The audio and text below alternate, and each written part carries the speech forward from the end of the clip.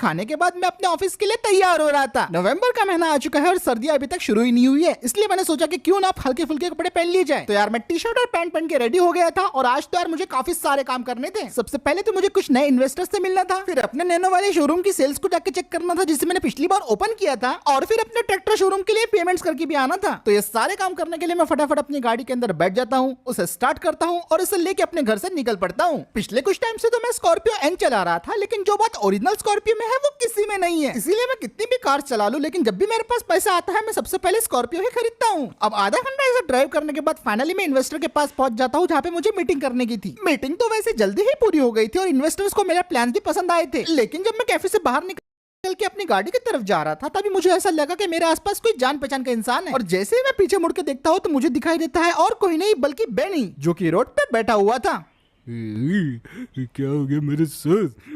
बेनी को यहाँ पे देखने के बाद मैं काफी शॉक हो गया था और मुझे समझ में नहीं आ रहा था कि असल में ये यहाँ पे क्या कर रहा है, वो भी इस हालत में। तो मैं इसके पास तुरंत जाता हूँ और इससे पूछने लगता हूँ कि बेनी भाई तुम यहाँ पे क्या कर रहे हो? तो ये सुन के वो मुझे बोलने लगता है, अबे मूसा, तू यहाँ क्या कर रहा है, वो भी इतने दिनों के बाद? सब कुछ बढ़िया चल रहा है ना मूसा? मैंने सुना है इन दिनों तूने काफी बिजनेस खोल लिया। ये सुन के बाद मैं उसे बोलता हूँ कि भाई मैं तो ठीक हूँ, लेकिन तुझे क्या हुआ? तू यहाँ पे ऐसे क्या कर रहा है? मेरा क्या, मैं तो पूरी तरीके से बर्बाद हो चुका हूँ, सब गया। क्या मतलब? मगर कैसे?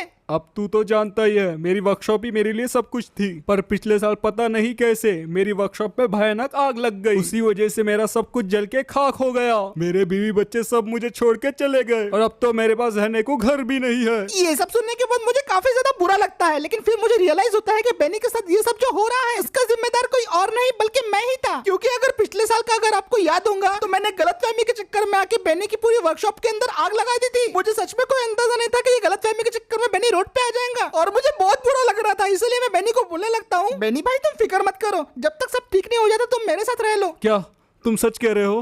तुम्हारा दिल बहुत बड़ा है। हाँ भाई तुम मेरे साथ रह सकते हो, चलो मैं तुम्हें घर पे लेके चलता हूँ। अब मैं अपने घर में बेनी को लेके आ गया था और वो मुझे बोल रहा था, मुझे अपने घर में पनाह देने के बहुत बहुत शुक्रिया। पता नहीं मैं ये तेरा एहसान कैसे चुकाऊंगा। अरे भाई ऐसी बातें मत करो, तुम इसे अपना ही घर समझ सकते हो, कोई टेंशन की बात नहीं है। भाई पर एक बात है भाई, मुझे संडास में फ्लश करना नहीं आता, चलेगा ना भाई? अच्छा ठीक है कोई बात नहीं भाई, ऑटोमेटिक फ्लश है ना, कोई इशू नहीं होगा। अभी मैं चलता हूँ। शुक्रिया भाई।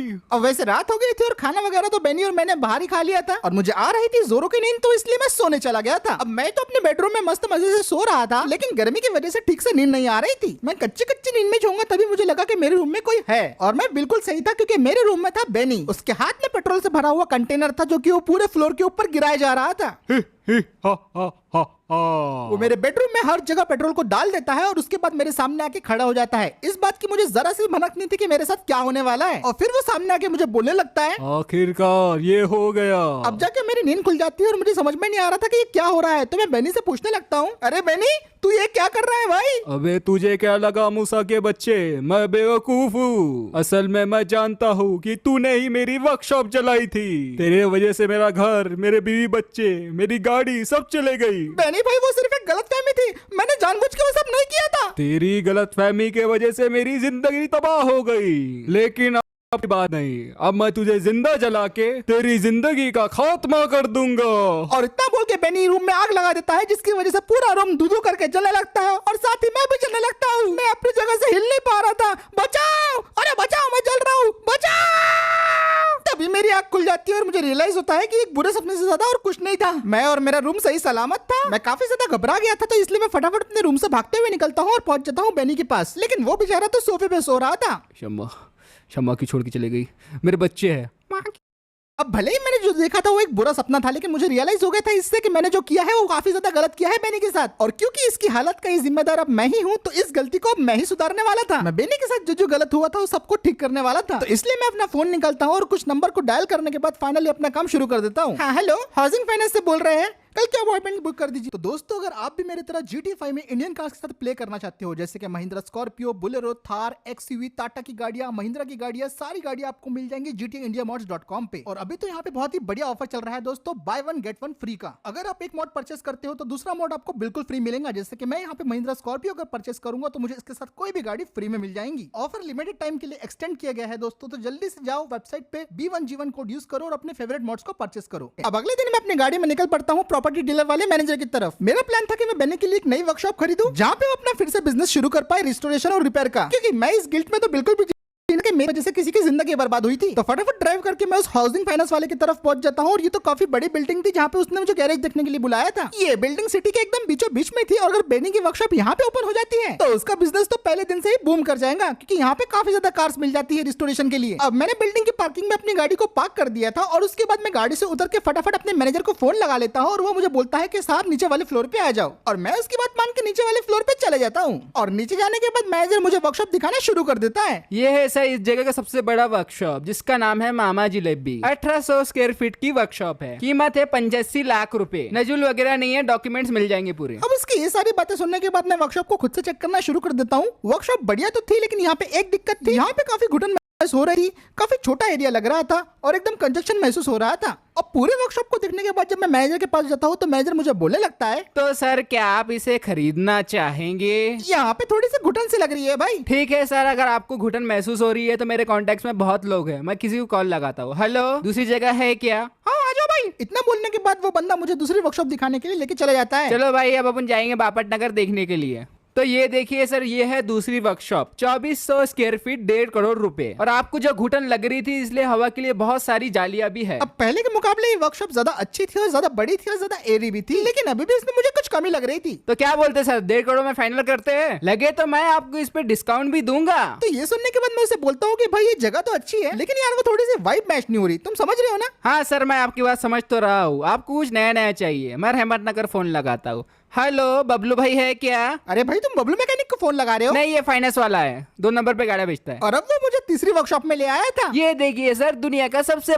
जगह पहले सुगन मुनगंटीवार की हुआ करती थी। यहाँ पे हर एक चीज है जो एक प्रॉपर गैरेज के अंदर होना चाहिए। मात्र 5 करोड़ में 8000 स्क्वायर फीट। अब ये था वो वर्कशॉप जो मेरी हर चीज में फिट बैठ रहा था। जैसा गैरेज बहने को चाहिए बिल्कुल ये वैसा ही था। एकदम बड़ी और खुली जगह थी, किसी चीज की टेंशन नहीं थी और बिल्कुल सिटी के बीचों बीच की जगह थी। मैं इस वर्कशॉप को बाय कर लेता हूँ और बहने को यहाँ पे ले आता हूँ और उसे बोलता हूँ कि देख भाई ये वर्कशॉप मैंने तेरे लिए खरीदी है। वो वर्कशॉप को देख के तो बहुत खुश हो जाता है, लेकिन मुझे बोलने लगता है, भाई मुझे अपनी आंखों पे यकीन नहीं हो रहा है, तूने मेरे लिए इतना बड़ा गैरेज खरीद लिया। अरे कोई बात नहीं भाई, इतना तो चलता ही है। मैं पर एक बात बोलूं? हाँ बोलो ना भाई, क्या कहना चाहते हो? ये गैरेज तो बहुत बढ़िया है, पर यहाँ पे गैरेज वाला सामान कहाँ है? और तू तो जानता है कि मेरे पास गैरेज का कोई भी सामान खरीदने के लिए पैसे नहीं है। अब बेनी जो कह रहा है उसकी बात में दम तो था, तो मैं उसे बोलता हूँ ठीक है भाई कोई दिक्कत नहीं है, मैं सारा के सारा सामान खरीद के ले आता हूँ। अब मैंने बेनी के लिए ऑर्डर कर लिए थे मल्टीपल वर्क स्टेशन और टूल्स जो कि वर्कशॉप में बहुत ज्यादा काम में आने वाले थे। यहाँ पे काफी सारी कार साथ में रिस्टोर हो सकती थी और ये सारे के सारे नए नवेले इक्विपमेंट देखने के बाद बेनी बहुत खुश हो गया था। क्या बात है भाई, अब लग रहा है गैरेज कंप्लीट। वाह, ये तो मेरे काफी पसंद की चीजें हैं। यहाँ पे काम करने में तो काफी मजा आ जाएगा। सब कुछ एक नंबर। पर भाई एक और बात है जो मुझे तुझे बतानी है। हाँ बोलो ना भाई, क्या बात बोलनी है? भाई अभी मेरे पास सामान और वर्कशॉप तो है, पर एक और चीज की कमी है। और कौन सी चीज की कमी रह गई भाई? मुझे तो सब सही दिखाई दे रहा है, तुम बताओ। मेरे कस्टमर, मेरे ग्राहक, उन्हें मैं कैसे वापस लाऊंगा? पिछले 1 साल में मेरे काम को सब भूल गए हैं। शिट, अब क्या होगा? मैं नए कस्टमर्स कहाँ से लाऊंगा? अब बेनी की ये बात मैं समझ सकता हूँ, क्योंकि नए नए कस्टमर्स लाना वो भी रिस्टोरेशन के बिजनेस में एक बहुत ही बड़ा चैलेंज है। तभी मेरे दिमाग में एक आइडिया आता है। मैं फटाफट अपना फोन निकालता हूँ और बबलू मैकेनिक को फोन करके बोलता हूँ कि तुम्हारे पास कोई अगर एक्स्ट्रा वर्क होगा तो वो मैं कर दूंगा या फिर मेरे बंदे कर देंगे। तुम अपने जो एक्स्ट्रा के वर्क वाले कार से वो यहाँ पे भेज दो। कुछ सवाल पूछने के बाद बबलू मैकेनिक मेरी बात मान जाते हैं और बबलू मैकेनिक ने अपने गैरेज में से 5 से 6 गाड़ियां यहाँ पे भेज दिए थे, जिन पे रिस्टोरेशन या पेंटिंग डेंटिंग का वर्क करना था। ये सब देखने के बाद बेनी बोलने लगता है, बहुत शुक्रिया भाई, तूने मुझे 5 नए कस्टमर ला के दे दिए। अब तो इन कार को रिस्टोर करने में काफी मजा आएगा। चलो बढ़िया है भाई, तुम्हारी सारी की सारी प्रॉब्लम सब सॉल्व हो गई। मुझे माफ करना भाई, पर दिक्कत अभी भी है। अब कौन सी दिक्कत बाकी रह गई भाई? भाई देखू तो पता है मेरा काम कैसा रहता है, एकदम बारीक। अब एक हफ्ते में मैं सिर्फ एक गाड़ी पे ही काम करता हूँ, तुझे पता है। अब तुम बताओ मैं एक साथ 5 गाड़ियों को कैसे रिस्टोर कर पाऊंगा? इन सभी गाड़ियों को मुझे एक हफ्ते में डिलीवर करना है, मुझसे ये कैसे होगा? तो अब हमें क्या करना चाहिए भाई? मुझे अपने पुराने वर्कर्स चाहिए भाई, उनके बिना मैं कुछ भी नहीं हूँ, वो मेरी फैमिली थी। ये सुनने के बाद मैं बेनी को बोलने लगता हूँ कि देखो भाई, वर्कर लाना फिलहाल तो भी पॉसिबल नहीं हो सकता। मतलब वो कहाँ मिलेंगे, किधर मिलेंगे? मेरी ये बात सुनने के बाद बेनी एकदम उदास हो जाता है और मुझे बोलने लगता है क्या फायदा, इतना बड़ा गैरेज, इतने सारे कस्टमर कार लाके मैं कोई काम का नहीं हूँ। इससे अच्छा तो मैं रास्ते पे पड़ा होता। अब तो बेनी कुछ ज्यादा ही नाटक कर रहा था, लेकिन मेरे पास कोई और ऑप्शन भी नहीं था क्योंकि इसकी हालत की जिम्मेदार मैं ही था। तो मैं फटाफट अपना फोन निकालता हूँ और किसी तरह कांटेक्ट करके इसके सारे के सारे वर्कर्स को मैं बुला लेता हूँ। मेरी बच्ची, शुक्रिया शुक्रिया। और अब वर्कशॉप में बेनी के सारे वर्कर्स आ गए थे। एकदम ठीक से करना थोड़ा सा।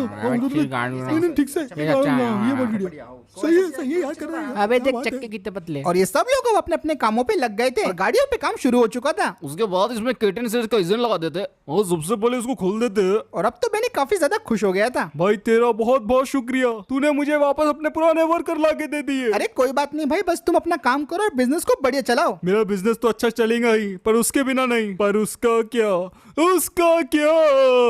अरे भाई शांत हो जाओ, तुम किसके बारे में बात कर रहे हो? मेरा एक कार प्रोजेक्ट था जो जल गया था, क्या तू उसे वापस ले आएगा? उसकी ये बात सुनने के बाद मैं फौरन उस स्क्रैप यार्ड में पहुंच जाता हूँ जहाँ पे मोस्ट प्रोबेबली उसकी जली हुई गाड़ी हो सकती थी। पूरा स्क्रैप यार्ड में गाड़ी को ढूंढना तो इम्पॉसिबल था, तो मैं वहाँ के ओनर से पूछने लगता हूँ कि भाई यहाँ पे ऐसी कोई गाड़ी है कि जो पिछले साल यहाँ पे जली हुई आई थी। तो वो मुझे बोलने लगता है, हाँ बच्ची, भाई आप जली हुई गाड़ी कहाँ पे रखते हो? तो वो मुझे बोलने लगता है, कबाड़ होना क्या पीछे पड़ा हुआ है, जाके देख ले। उसकी ये बात सुनते ही मैं स्क्रैप यार्ड के पीछे वाले एरिया में पूरी तरीके से छानना शुरू कर देता हूँ और बहुत सारी चीजें करने के बाद फाइनली मुझे वो चीज मिल जाती है जिसके लिए मैं यहाँ पे आया हुआ था। फाइनली मुझे बेनी की प्रोजेक्ट कार मिल गई थी जो कि काफी बुरी तरीके से जली हुई थी। और वैसे ये तो कोई मामूली गाड़ी नहीं थी, ये थी टोयोटा की लैंड क्रूजर। ऐसे ही सेम लैंड क्रूजर को मैंने एक बार दुबई से चुराया था, लेकिन खैर मुझे बेनी की प्रोजेक्ट कार मिल गई है तो मैं फटाफट अपने दोस्त को इसे टो करने के लिए कॉल कर लेता हूँ और उसके ट्रक को यहाँ पे मैं बुला लेता हूँ। और फाइनली इस लैंड क्रूजर अंदर ले आया था, जिसे देख के बेनी काफी ज्यादा खुश हो गया था और वो मुझे बोलने लगता है, अरे भाई भाई, ये तो वही है, ये गाड़ी वही है जिसे मैं बनाने वाला था। क्या तू जानता है, इस गाड़ी के पीछे मैंने 5 साल मेहनत की थी। मुझे लगा ये गाड़ी मेरे हाथ से निकल गई। अब तू देखना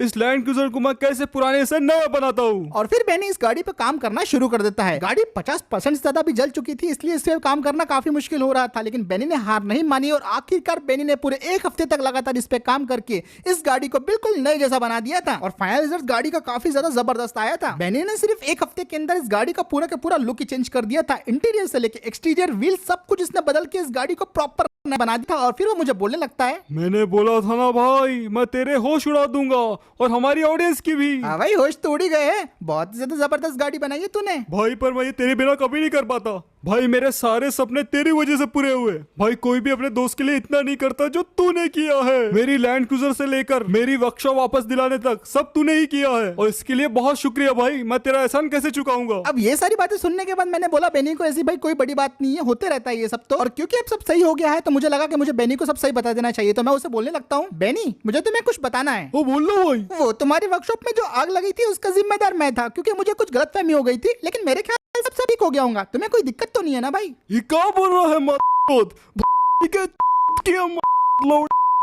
तेरी वजह से मेरी बीवी भाग गई। तो दोस्त